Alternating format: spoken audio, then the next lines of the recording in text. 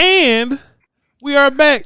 Bryan Broaddus, I can't lie, man. My audience the best, man. They notice everything in the comments. Not only do they notice you doing the point at the front, portion of the show in the intro, but at the end they notice that you try to hit the piece on crown, Bryan, bro. They notice that. They know that somebody say, "Hey, man, Bryan, try to match that piece up on that crown." I noticed, Bryan, bro. I'm trying. Appreciate that, man. You're locked in. Hey, Happy New Year, everybody. Yeah, absolutely. All that. Hope you get a chance to kick it and chill. Me and Bryan Broaddus will be working today. But hey, go spend time with the family. Go watch college football. Yeah. Go have a drink, but be safe. Don't go to jail tonight. All right. But we want to talk about a handful of prospects here, though. This is ramping up draft season here, and we wanted to talk about T.J. Sanders, Quinshon Judkins, and Nick Emmanwori. Somebody there you go. You got your Italian down. Good job on your part. There you go. Somebody let me know if that's any kind of attack. It could just be something made up. I don't know. But there man, Bryan, as I look at my board here, I'm just it's just so easy. I can just look at it one time. You look at your board now. For a guy that's like, oh, I got it all in my head, Broaddus. Got it all in my head, Bryan Broaddus. Got it all in my head. Yeah. All of a sudden, this board kind of becomes something that you like to have. But I think if it's more importantly. Yeah, it's for you, but I think your listeners are going to enjoy it too. That's what it's for. Because they could track. Yeah. They could track. And look, folks, I'm going to say it again. Do your own board. Yeah. Don't let Voch and I influence you. If hey, I always say scouting's a little bit like ice cream flavors, and you guys have heard me say that a bunch. My mint chocolate chip is your rocky road, or vanilla, strawberry, whatever it is. Mm-hmm. Do your own work. Put your guys up there. Don't get influenced.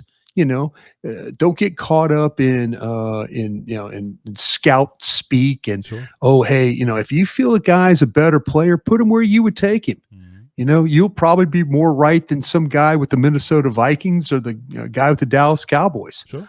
So as long as you're doing your work, putting your board out there, standing to your stuff, that's really all this is what it's all about.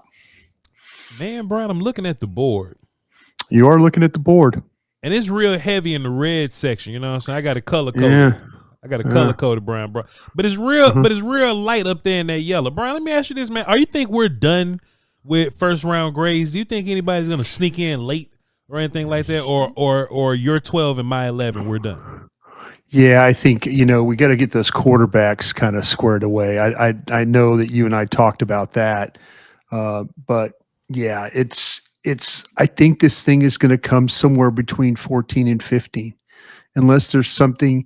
I remember one year when Joe Burrow came out, and Dame Brugler, had him at him as his 50th player, and then he went, number one overall, and so that's something that maybe there's going to be. I'll be interested to see. I haven't studied the Notre Dame corner yet. Yeah. And I need to see where he sits. There's probably going to be 2 or 3 guys that are going to come late that might have a chance. But I think right now we might be in that 14 to 15 range, my brother. Yeah. Benjamin Morrison from Notre Dame. He is he is in round 2 for me. Just looking up at see, that's what I'm saying. Yeah, I mean, there's people. Yeah. There's you've already graded him, sure. And and good for you. And so now it's my turn to throw a grade on him. And like I said, my mint chocolate chip is your butter pecan or whatever. I mean, sure. We could be completely. There's a couple of players that you and I are completely different on already, and you and I are about to go to battle in a good way. Next Tuesday on a draft show. Mm-hmm. And so, that'll be fun to kind of determine where all these guys are going to sit, and we're not going to get influenced, but sometimes in a room, just real quick, if I could, Voch, sometime in a room, you're like the lone guy. You're like the lone, I'll never forget, you guys like Sean Payton, and their insistence that, hey, this guy can't play. This guy just can't, Drew Henson can't play. And so there's Jason Garrett's dad, there's Parcells, there's all, scouts are all lining up talking about Drew Henson, and Sean Payton's like, this guy can't play, guys. I'm sorry. Now, and you guys can do what you want to, put him where you want to put him, or talk about him how you want to talk about him. But my opinion is he can't play. Yeah. And then, and everybody's like, okay, duly noted. And at the end of the day, as Stephen Jones would say, Sean Payton was right. There's 4 or 5 scouts lining up talking about Drew Henson as a player. And Sean Payton said, no, he can't play. And so that's where, that's where this all comes down to. You could be in a room where with some guys and gals will argue their ass off for a player, and one person will be, no, but please put him. And that's where the Cowboys, in a lot of ways, that's how they operate. They operate on a consensus. If they have enough guys in that room that don't believe a guy could play, if the scouts say have a player at a certain level, and they don't think that the coaches don't think that, will call that. He'll call a pod, and he'll get those guys in a room, and they'll discuss it. They'll hammer it out. So never be afraid to be the lone wolf out here on any of these guys, because you will be right more times than not. Groupthink sometimes gets you in trouble. And so, I'll be interested to see how some of these names, shake out that way. In the Notre Dame corner, as you mentioned, you have a 2nd round grade. I've heard people talk about him in the 1st round. Yeah. Oh, okay. He's somewhere between a 1st round and 2nd round grade. Got to figure it out. Sure. Well, Bryan, you gonna learn a lot about me. My audience knows already, but I will stand on some islands. But that's a good thing. It's every once in a while you'll die on a hill. Sure. You'll die on a hill, and but you also die on that hill knowing you died because you were wrong about the guy. Sure. 100%. So that's part of this business, man. That's what makes this business so damn fun. That you go from player to player to player, and you're like, you're sitting there like, okay, I got this guy, and then you figure out, oh damn, I don't got this guy. One of those things. I think the more we do this, the more we realize that. We've looked at a lot of players. You've looked at a lot of players. Dying on a hill is not something we're scared of. Yeah. Man, Bryan, I'm just looking at my big board here with my eyes because I can see it. Sure. And of the players that we looked at today, Bryan, I got 2 3rd round grades, and I got 1 4th. Okay. Yeah. Bryan, would you like to hear one of the 3rds or my 4th first? Which one you want to go through first? If I had to guess, let me just do something. Let me play a little game with you here. You've got you took the South Carolina safety and you put him in the 4th. I got him in the 3rd. And then you put him in the 3rd. I got him in the 3rd. Okay, so then you put because then I would be interested to see. I think you probably put Sanders then in the 4th. I think you probably liked Judkins, the Ohio State runner. There's a coward bone in my body that I feel like Sanders should be a 4, but he's a 3 as of now. I want to see how he tests and some of his offseason stuff. But Judkins is my 4, and I think 4s for running backs ain't bad. I don't think you can get a really good running back at 4. It's just that something like Judkins. Let's just start here. Quinshon Judkins, right, running back from Ohio State. Yeah. There's a lot of running backs this year, Bryan, that go to fall forward university. Yeah. Quinshon's one of them. Big old boy. Very physical runner, tough runner. Yes. Nose down guy. I think he's like a one cut type of dude. Like he'll see a little something and he'll cut another way and he'll go that direction there. Don't see a whole bunch of bursty activity from him, right? Like he'll have like a boom and he'll go, but after that, I don't see a whole bunch of explosive-y, big play stuff from him. And I think that's what's kind of going to have to separate these guys, which is another thing that's interesting. I think he's a really good 3rd down blocker. I think he blocks better than Johnson and Hampton. And they do throw him the football a little bit, and he catches it well. There you go. He does catches it well. I just think Johnson and Hampton didn't get as many passing opportunities.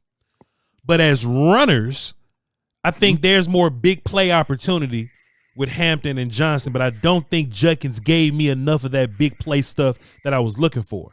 Now, Judkins is a 4 on my board But he can very, very well come to the league and play a lot and find himself as a role, as some sort of a change of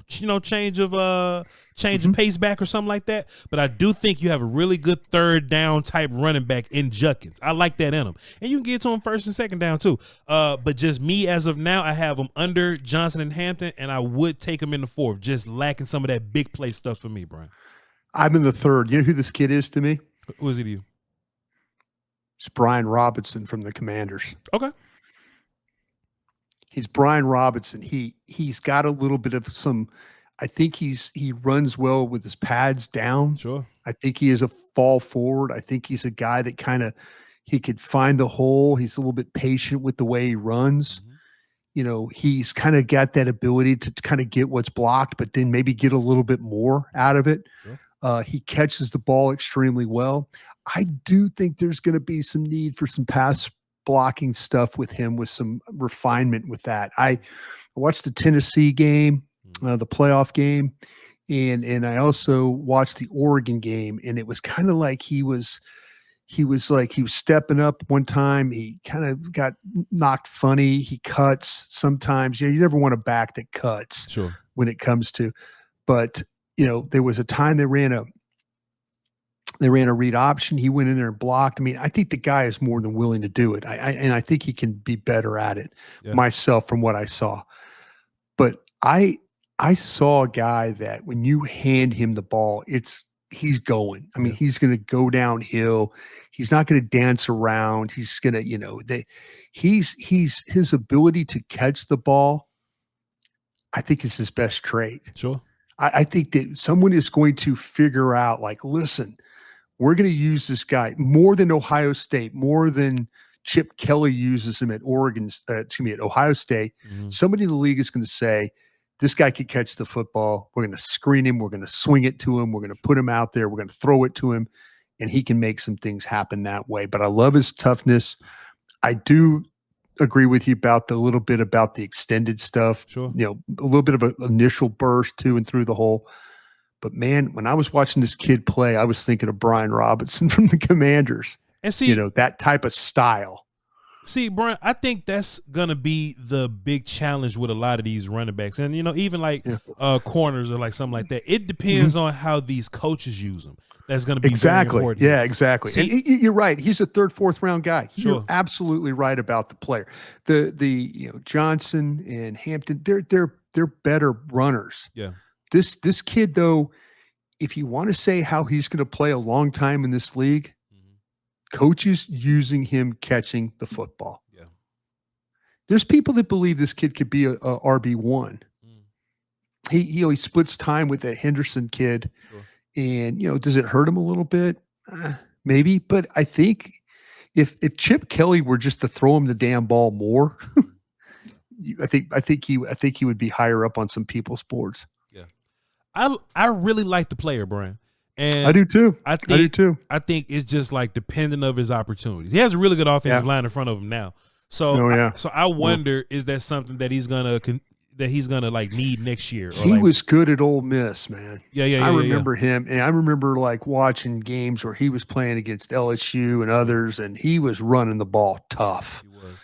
And I don't question that about the Actually, kid. Brian, I like his Ole Miss film better than his Ohio State film. I think you're on to something there. Yeah. I think you're on to something there. Yeah.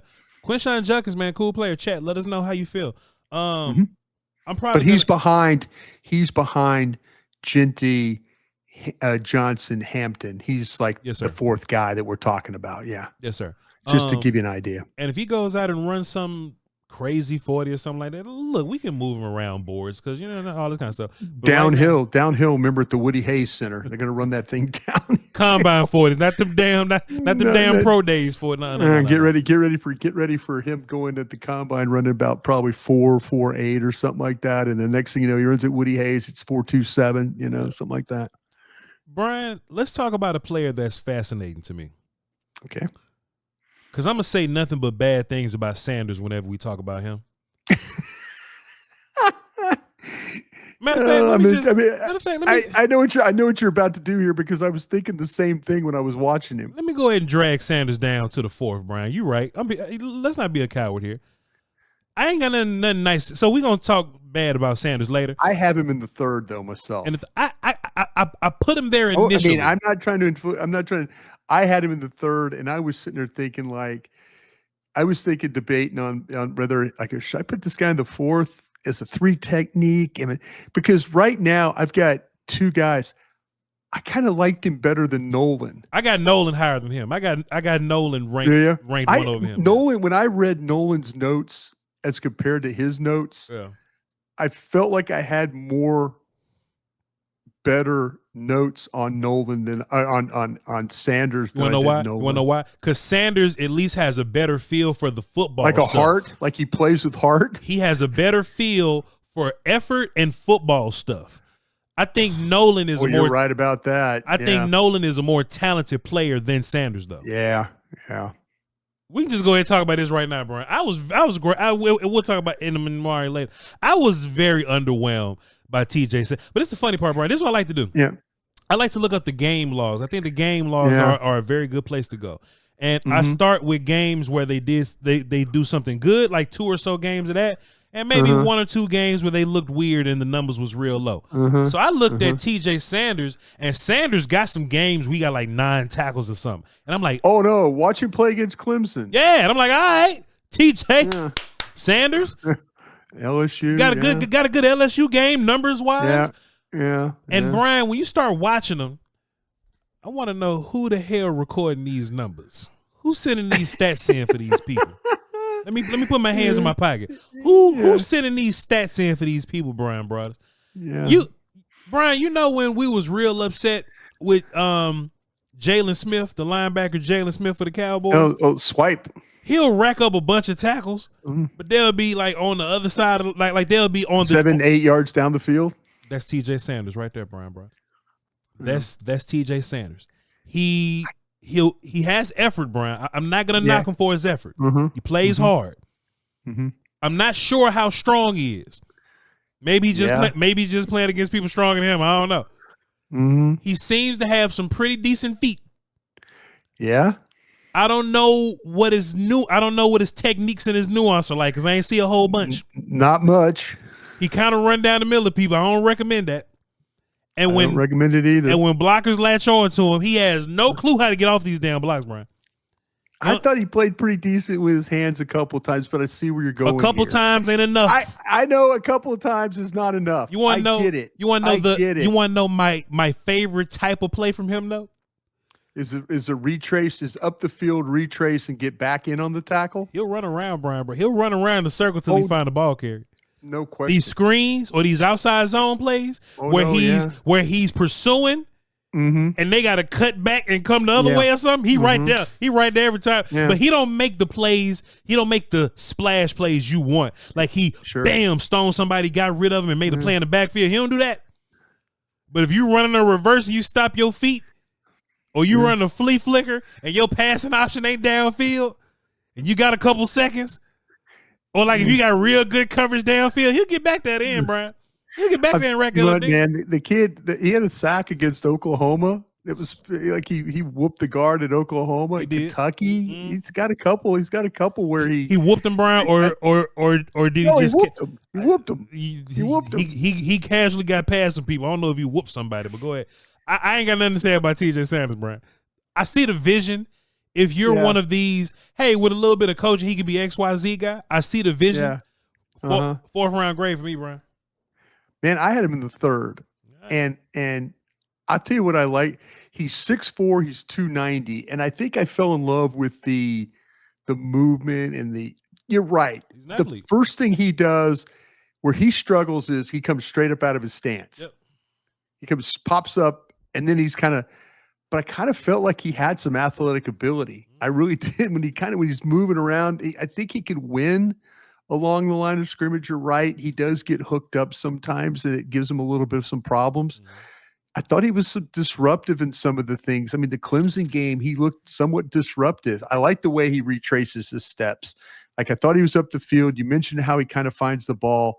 Ball's going by him. He's coming back to the ball. I saw him walking my LSU dudes back into Nussmeier. The right guard, I saw Clemson was it Klubnik? I saw, all of a sudden Klubnik, the quarterback's trying to kind of fight his guard from being in his lap. It was, I saw a little bit. I thought collapse in the pocket. This guy had some of that. See, Brian, this is the problem. He'll whoop the kid from LSU. Yeah. But that's 12 minutes into the film, Brian. You got to search for that play. You got to go find that damn play. I watched the whole game. I do too. I watch all the, but Brian, I'm watching LSU. I'm going, God dang, we didn't block this kid very well, and I'm like, okay. And LSU, I know the LSU players, so I kind of understand who he's playing against. But like he was doing it to the Clemson dudes too. I was underwhelmed, Brian. I was underwhelmed. You were having a bad day? I was having a bad day watching tape? I'm having a fantastic day, Bryan Broaddus. You having a bad day watching tape? Because I got something nice to say about this safety. Bryan Broaddus, man, I just saw him. Talk about this. I just saw him. Fourth round grade for you, third round grade for me on Sanders. I just saw him looking around, lost, running around in a circle. But he is, Brian, I have a special place in my heart for these athletic, high effort tackles. But I like the strong dudes, Brian. That's just me. I know you do. I like I know you do. This dude's 6'4", 290. How about I get this? it. How about this? How about this? Let's compare him to the other athlete, high energy players. TJ Sanders or Alfred Collins from Texas, D tackle. Oh, hang on just a second. Let me look at something here. I just want to make sure I have this right. I got him in the same level. With Collins. I got Collins as a 1. I have this guy as a 3. You give me Grant, Michigan, Harmon, Oregon, Williams, Ohio State, Walker, Kentucky. How about that? That's my list too. That's my list too. All them guys ahead of him. Okay, yep. Those are all one technique guys. But I had this guy over Nolan. I'm struggling with Nolan. I am struggling bad with Nolan. I am too, but I'll take him. I need to.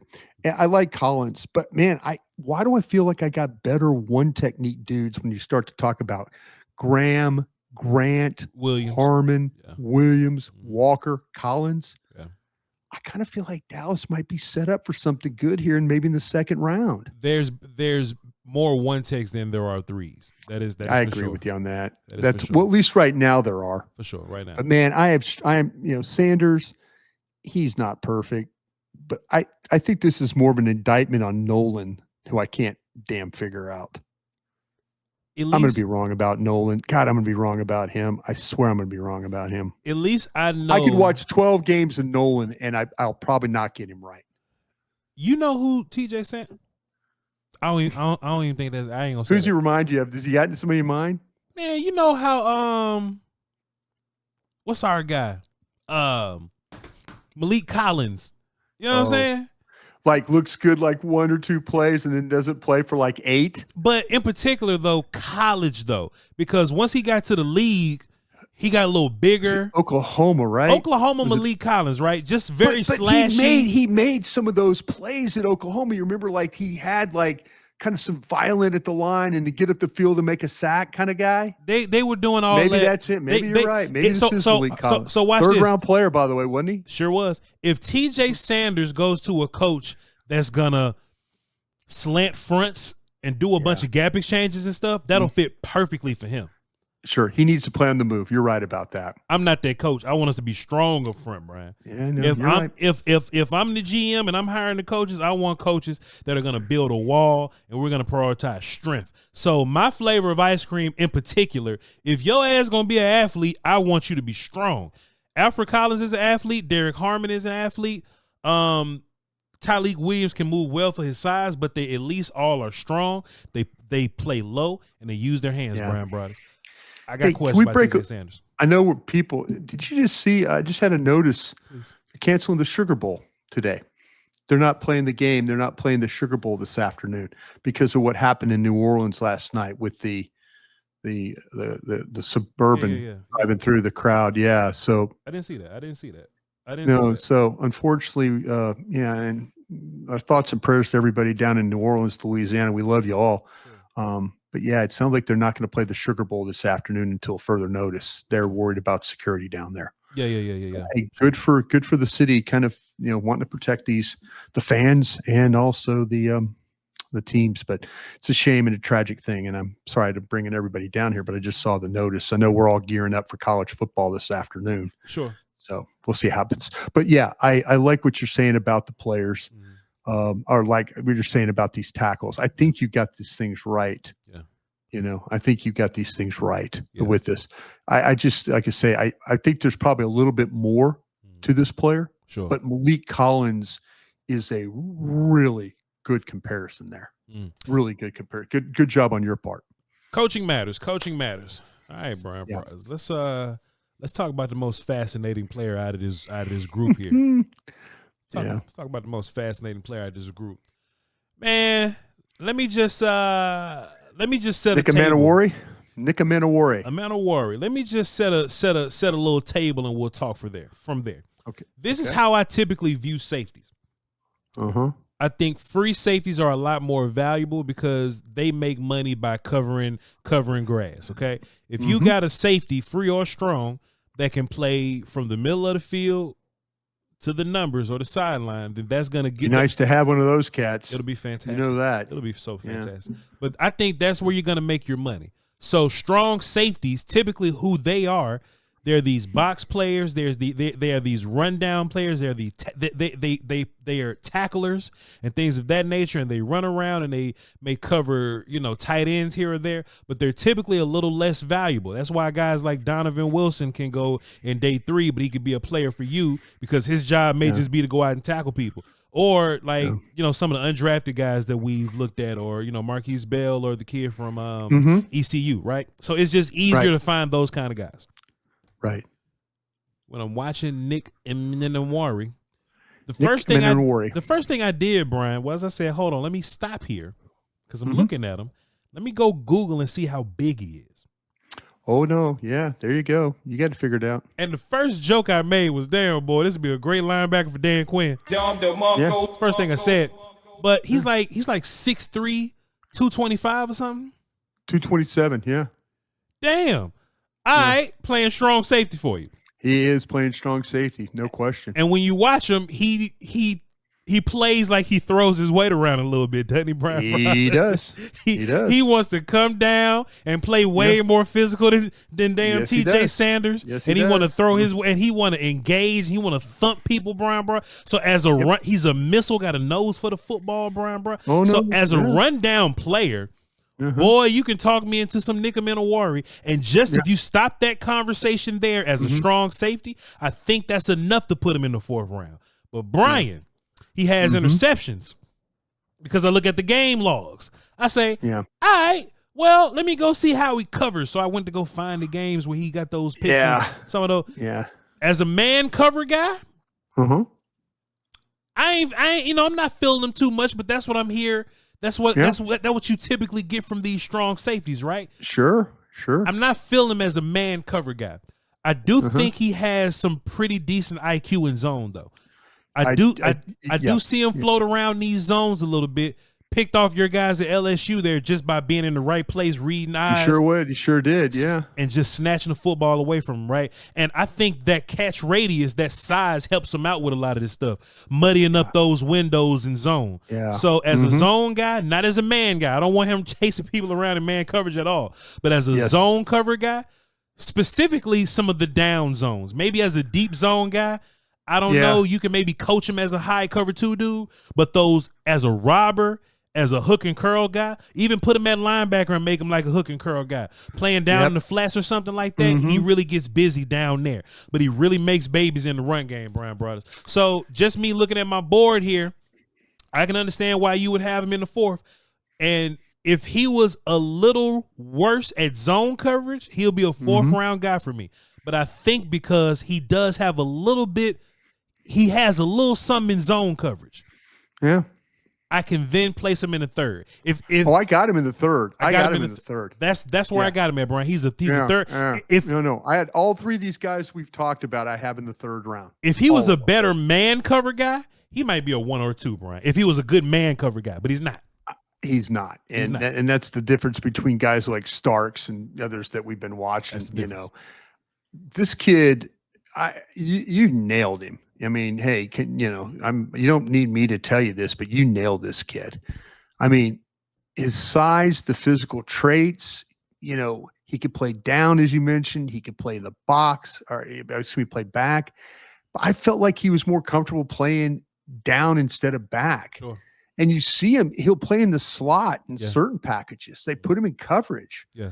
And you mentioned about the football awareness. He knows what's going on around him. You'll see his eyes to locate routes and adjust accordingly. I would not call him the smoothest when it comes to backpedaling. And I think that's because he's 6'3" and he's 227 pounds.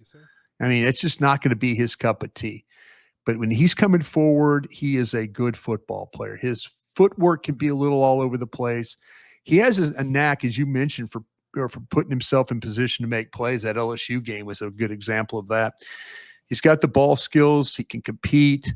I think he needs, he's going to need some improvement. I think there's some stuff that he does, though, as a run defender where he's not consistent. Overrunning stuff, too aggressive. Yeah, you see him run a guy out of bounds. You see him put himself in position. And then the next play, it's like, does he, his commitment to being that physical guy, it kind of wanes snap to snap. One time he's into it. Next time he's not into it. But I think the tackling technique could be a little bit better from him. He missed a lot of tackles, Bryan. Yeah. There's snaps where you see the poor angles. You mentioned he overruns. He's got the size and the frame to be an outstanding tackle, but it just comes and goes. The length is impressive. He just needs some of that area, that tackling physicality part of his game. He needs that buttoned up a little better. Sure. I said this in my last line. He should be more of a force, but he really struggles at times with that. That's the last line I said about Nick Emmanwori from South Carolina. Now, Bryan, and he could be you're right. He could be a force as a player, but man, there's some things he has got to fix in his game. Now, Bryan, let me ask you something. Because this is what makes him an interesting player. And I know I said it as a joke. You are 100% correct about those missed tackles. But you want to know where those missed tackles came from, Bryan? It was always deep. He was way behind. Oh, I know. That's what I'm saying. I mean, that's what you mean. I'm trying to find a complete guy. Dallas has played with down players. Sure. Wilson can play down. It sounds like Wilson. Yeah, he's bad angle, miss a tackle, knock somebody out, not miss bad angle, play in the box, not cover well. To me, Dallas, in my opinion, Dallas needs a free safety. Dallas needs Starks, somebody that can play back there. And, when the ball goes and he's not spinning the wrong way, he realizes like, okay, we're a little, hey, we got Booth out there in coverage today. I don't need to be helping Bland. I need to keep my eye on Booth. This kid does play with awareness now. I think you need more of a free safety than a strong. Yeah. Because I think if you had a legitimate dude back there, if you had a dude like they had there in Detroit that could play as a free, then that would make Wilson a better player. Wilson could then do the things. I don't know if Dallas will commit to drafting this kid in the third round because he's like I don't think he fits what they really need. Well, Bryan, let me ask you a question. In the modern NFL, let me ask you this. In modern NFL, is this dude a linebacker? Very well could be. If you put a little more weight on him, is he a linebacker? Very well could be. I haven't seen him. We need to see. You mentioned about the down tackling stuff. That's a lot better than the deep tackling for sure. I don't know. Like I said, I think somebody is going to draft him and they're going to try. And I think they're going to try and put him in positions to make plays. I don't know. I need to go back and check my notes.